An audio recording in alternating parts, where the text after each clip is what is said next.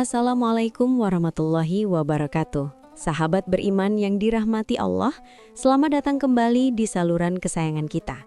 Pernahkah terbayang dalam benak Anda, hidup di sebuah dunia di mana bayangan tubuh Anda sendiri dianggap sebagai dosa yang mencemari orang lain?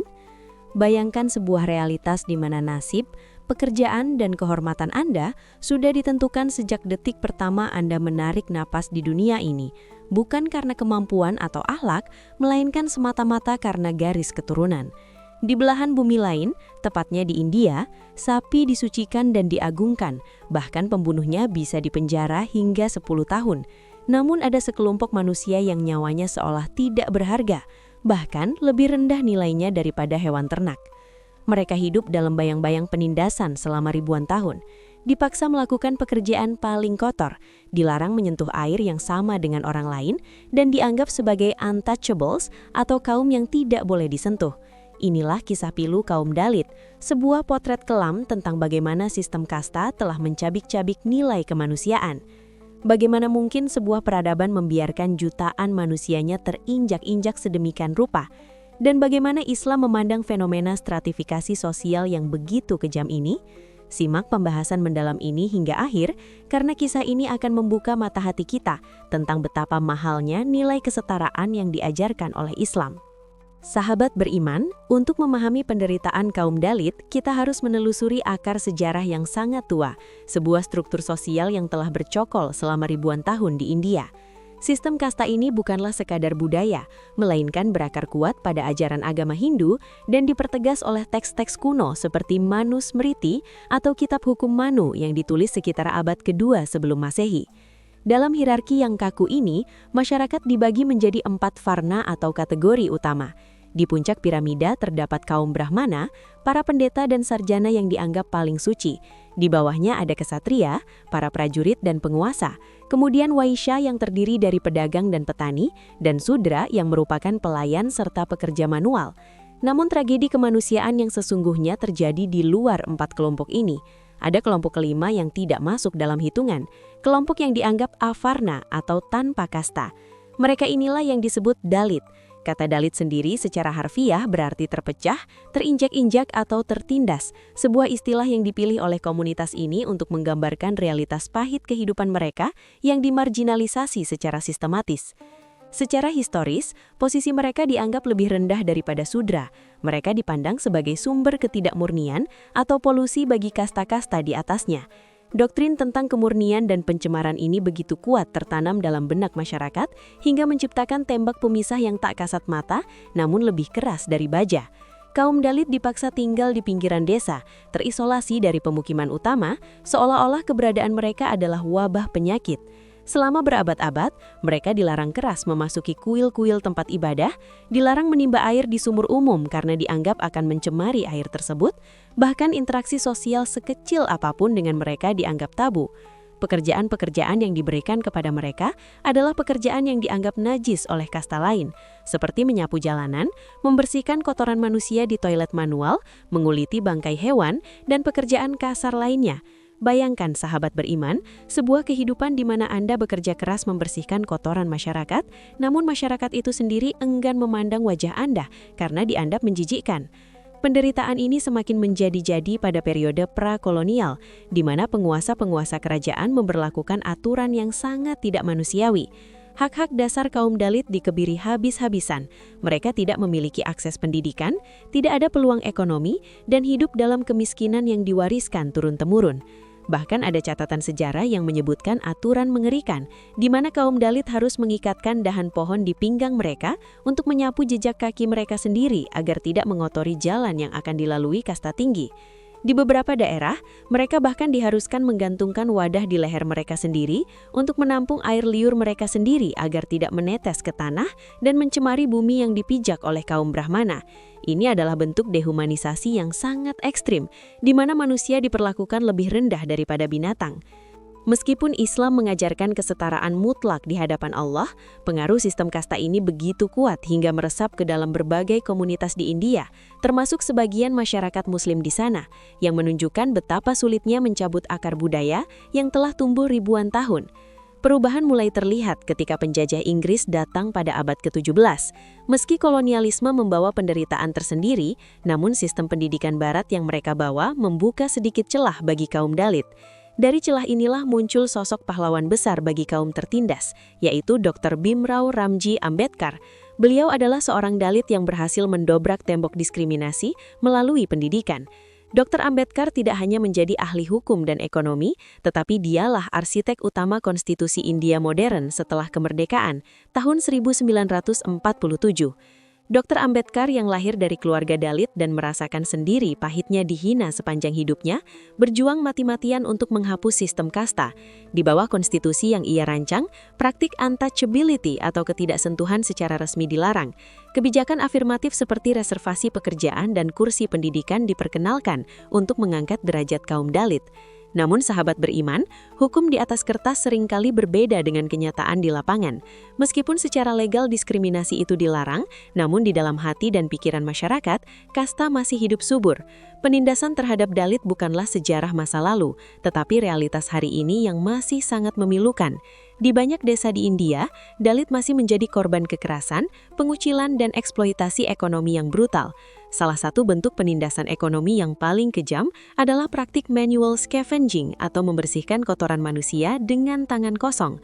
Meski undang-undang melarangnya, ribuan Dalit terutama perempuan masih terjebak dalam pekerjaan ini demi sesuap nasi karena tidak ada pilihan lain. Mereka dibayar sangat rendah, bahkan kadang hanya diberi sisa makanan, hidup tanpa akses sanitasi yang layak, dan terus-menerus terpapar penyakit. Lebih parah lagi, banyak dari mereka terjebak dalam sistem kerja paksa berbasis hutang, di mana mereka harus bekerja untuk tuan tanah kasta atas sebagai bayaran hutang yang diwariskan dari nenek moyang mereka. Ini adalah perbudakan modern yang nyata di depan mata dunia.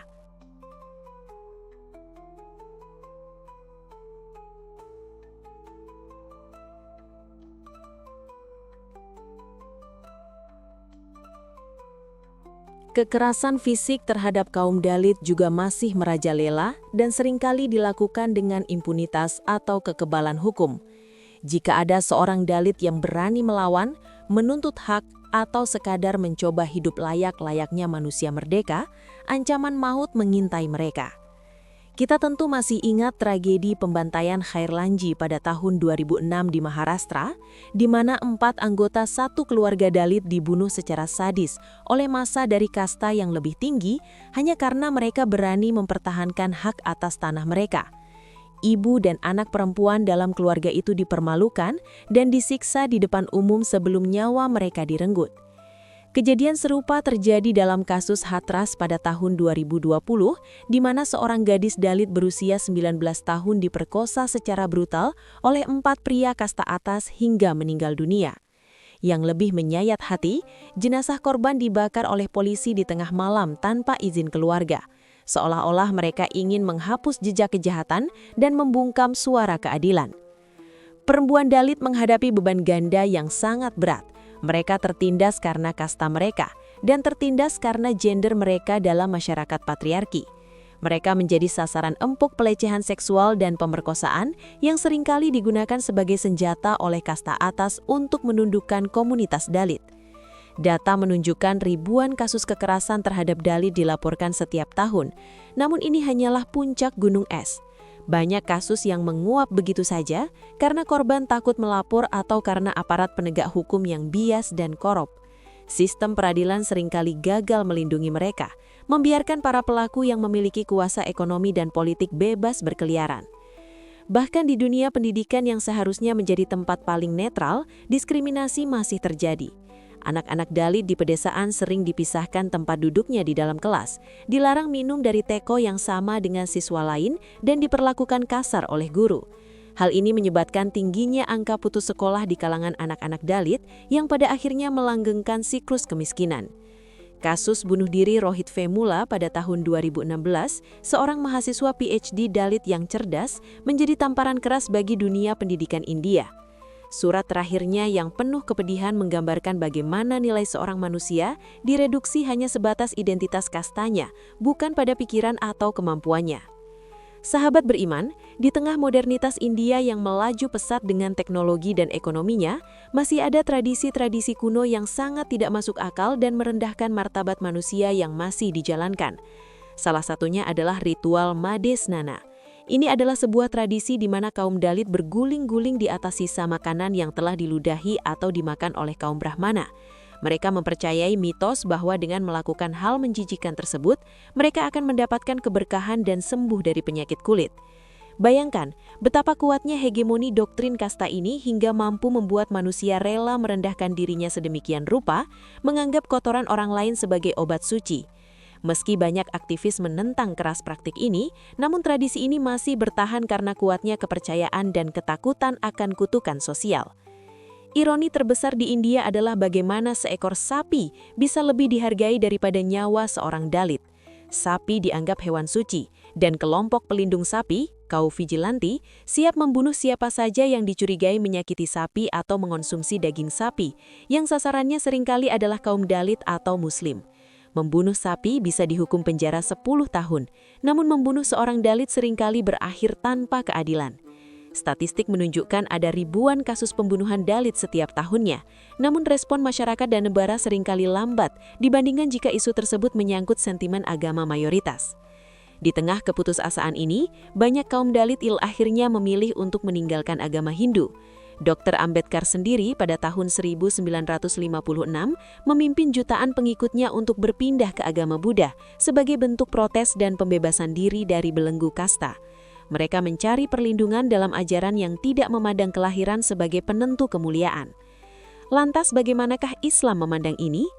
Sahabat beriman, Islam datang sebagai cahaya yang menghapus kegelapan stratifikasi sosial.